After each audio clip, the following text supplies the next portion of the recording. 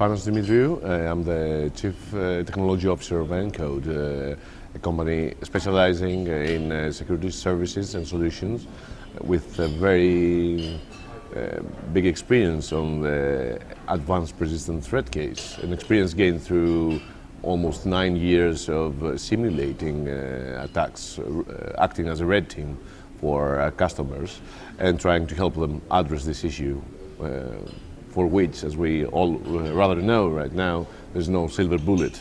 Advanced persistent threats and type of targeted attacks are not, let's say, the result of a science project or an academic project. So it was the result of professional attackers trying to find the most effective and least effort way to penetrate inside quite secure and protected networks and realize their objectives. So they're not, although they are called advanced persistent threats, as we can see from reality, they're not that advanced. They are as advanced as they had to be, as they need to be, in order to evade current controls.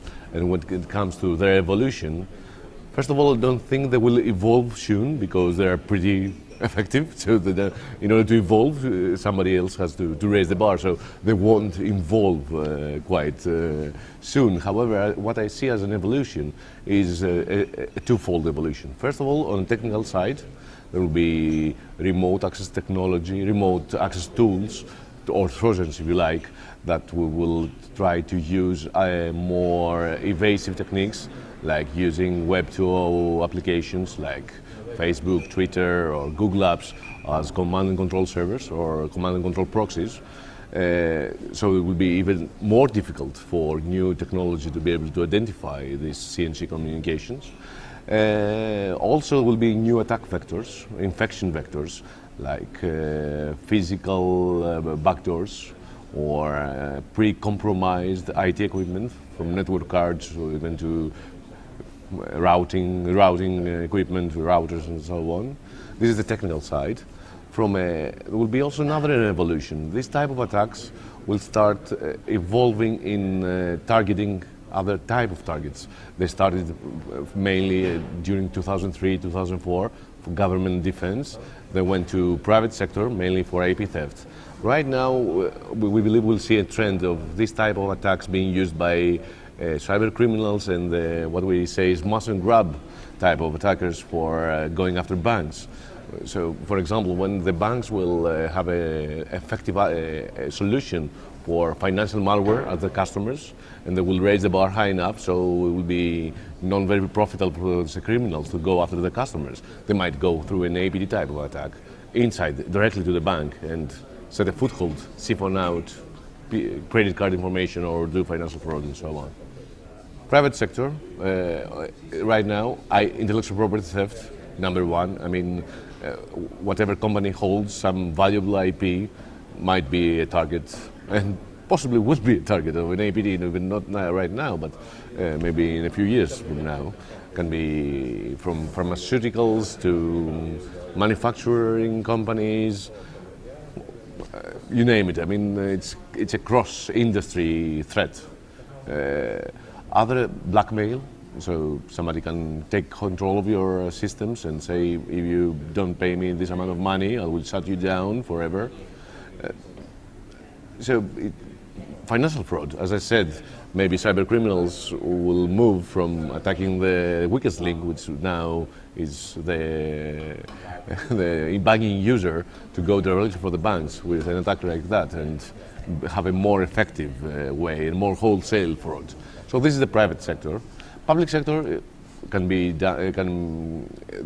you have issues such as citizens' information leakage. There have been incidents from tax authorities being, let's say, penetrated, and citizens' information and tax information about citizens being leaked through such an external agent. Critical infrastructure can be private or public, depending on the country.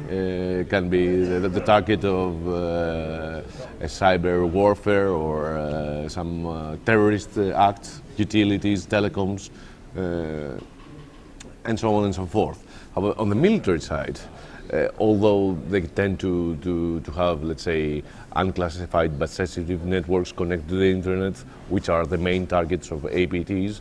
I think this type of attacks might go also and try to penetrate also to the classified, isolated networks by, say, having a black ops operation, trying to bridge through physical intrusion the classified network with the internet and the adversary. So it's an issue for it's a cross-industry, cross-sector issue. Attribution. It's a nice word, but it's a nice word, but attribution is very difficult.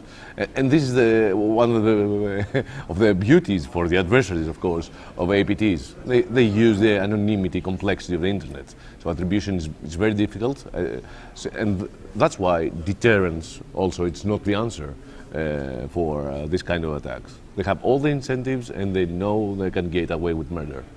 So first of all, what we provide is APT. We start with an APT readiness assessment of our customers. So the first step of that is an APT simulation testing. So we actually act as a red team and we simulate an APT attack from thought to finish. I mean, from profiling the organization, setting up the footholds, escalating the attack until getting full control of the environment or realizing the objective as part of the exercise, of course. So this type of an engagement has two main benefits. One, it can act as a situational awareness for C-level executives, so which have, let's say, spent a few millions of euros on security, or dollars, you like. So at some point in time, they have to know that although they have done some investments, they still might have an issue. This is one part, the value. It's better for the security officer to tell them than to learn it through the press after an incident. So this is one thing. The other thing is that during an exercise like that, we, let's say, pinpoint and highlight vulnerabilities that maybe the organization doesn't know that they are there. And they're more critical than others that they think they're critical. So they give them the attacker's perception of what's their main gaps, security gaps, and not what they thought they were. So this is the first step of the exercise, and then we go there and we set up with the organization an effective security strategy to address targeted evasive threats or APTs, whatever we call them. Because we believe there's no silver bullet, there's no just one product or a collection of products. You can put there, say, fingers up, you're protected, now you can go to sleep. First of all, is experience. We are running the simulation tests even before the APT acronym became a buzzword in the industry. So we're running these tests from 2003 because we have foreseen that this is the way that professional attackers will use in order to do something, to penetrate inside networks in an effective and, let's say, stealth manner. So we have more than 9 years of experience of running these tests. We have done more than 150 of those. So we pretty much know all the tactics, techniques, and procedures that the attacker will, let's say, use or follow during such an attack. So what we give to our customers is the unique attacker's perspective in order to help them defend against that, so that other companies don't. So they're from the defender's perspective. At the same time, we have also the defender's perspective, because we have helped customers address these things. We have tested most, if not all, of the solutions that are out there for advanced malware detection, network activity and visibility. So we can tell them what works, what doesn't, and even if everything works, to get the right, let's say, perspective. So if you put a solution like that, you need to have security operations.